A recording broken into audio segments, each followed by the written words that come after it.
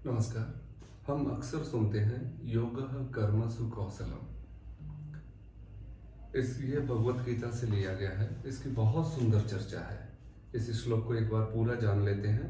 बुद्धिर युक्तो जहातीह उभे सुकृत दुष्कृते तस्माद योगाय युज्यस्व योगः कर्मसु कौशलम। गहरे से समझना है इसे कि योग ही हमारे कर्मों की कुशलता है, या योग के माध्यम से हम अपने कर्मों में कुशलता ला सकते हैं। तो कैसे है? पूरा श्लोक बड़ी सुंदरता से क्लियर कर रहा है। बुद्धिर युक्तो जहाती है। जहाती है अर्थात कि जो जो व्यक्ति बुद्धिमान है, बुद्धिमान अर्थात जो अपने अनुभव से सीख रहे हैं, जो प्रतिदिन जीवन में जो घट रहा है, सुबह से लेकर शाम तक जो भी उनके जीवन में घट रहा है, चाहे वो मानसिक हो चाहे वो शारीरिक हो, वो उससे सीखते हैं। तो जहाती है बुद्धि युक्तो, और जो समझदार हैं अपनी बुद्धि का सदुपयोग कर रहे हैं।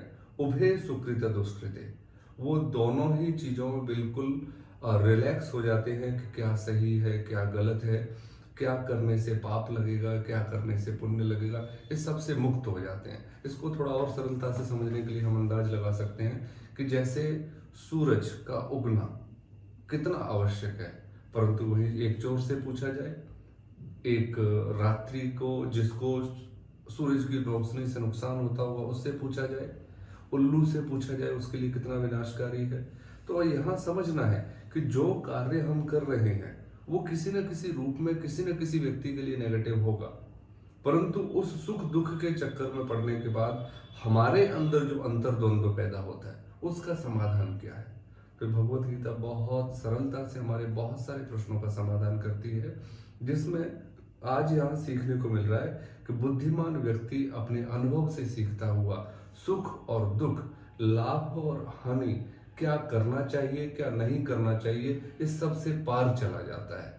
और अगर नहीं हम पहुंचे हैं तो अगली लाइन में बोला है तस्माद योगाय युज्यस्व। इसलिए अपने आप को योग में बना दो, अपने आप को योग से जोड़ दो। योग है कर्मसु कौशलम। और जब आप योग से जुड़ जाएंगे तो यही योग आपके जीवन में कुशलता ले आएगा। फिर न आपको कोई मानसिक तनाव बचेगा न कोई शारीरिक समस्या बचेगी। Thank you.